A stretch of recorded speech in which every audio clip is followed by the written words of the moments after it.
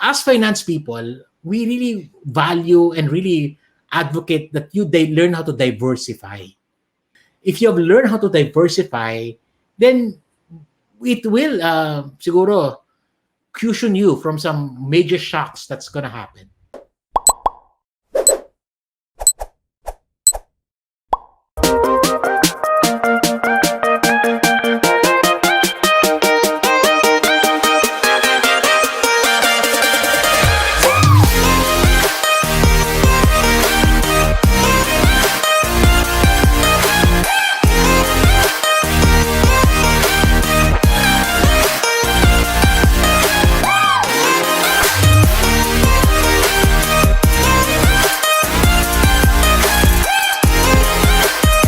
Good evening, good morning, everybody.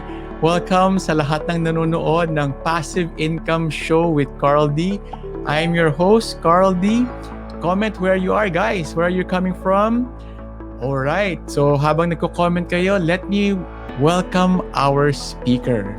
Our speaker is an icon. He's an icon in the financial world. He has helped many Filipinos in the Philippines, all over the world, in the Middle East, in Dubai, in the US, in Asia, on how to manage their personal finance.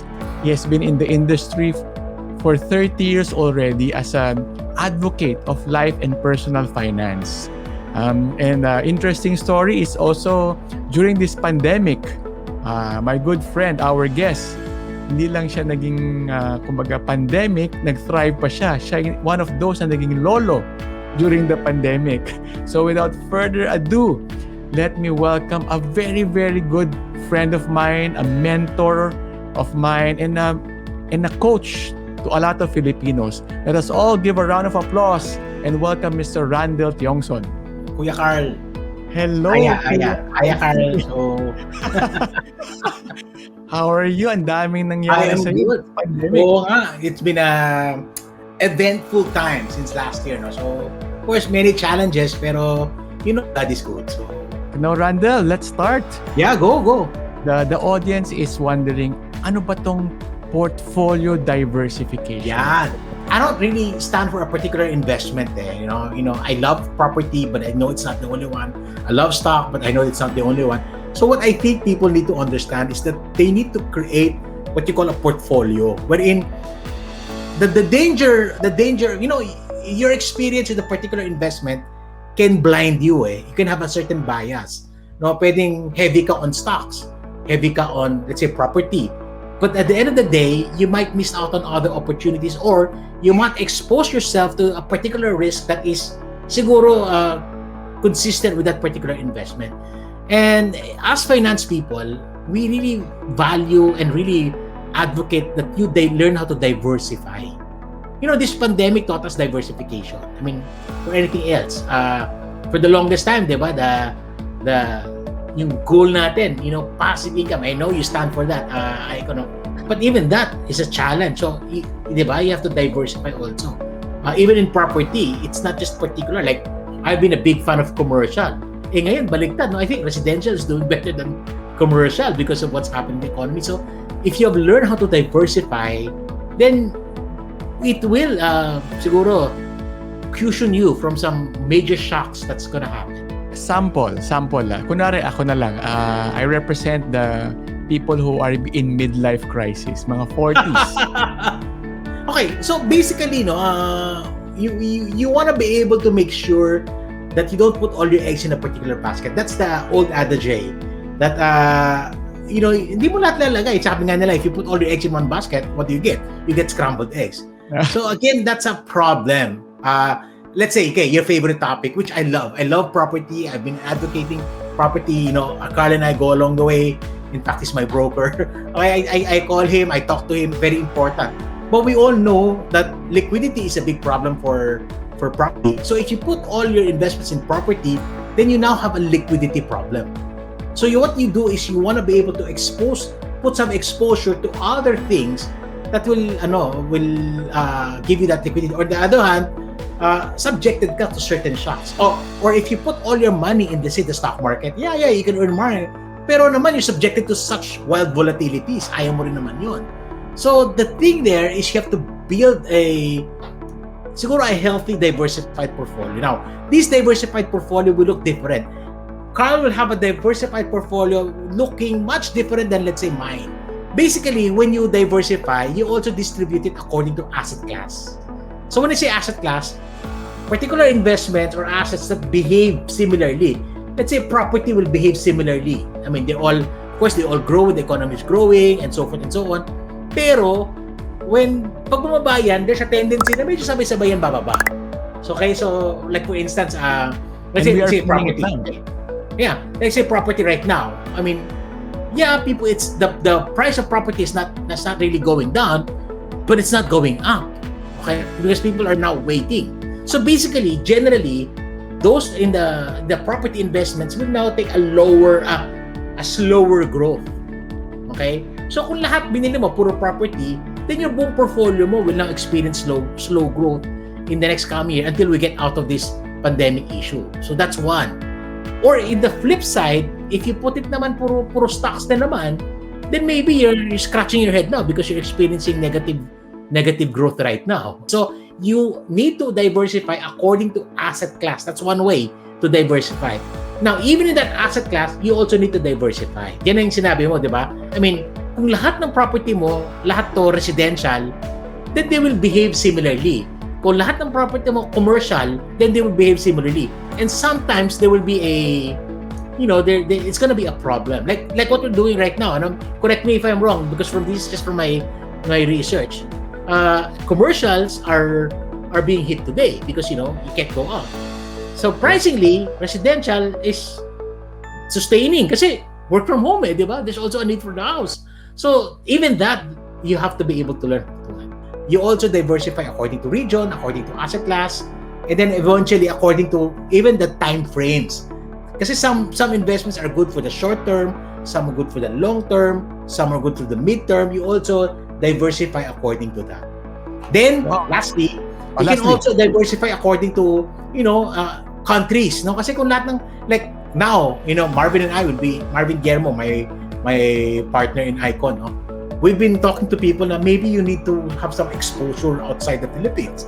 There are certain things that are not available here. Let's say technology. Okay? Like disruptive, concepts. Wala yan sa ibang country yan. So you might want to put a little bit money on those things also. So you also diversify according to that. Marami, may time frame, region, how it moves. Yeah.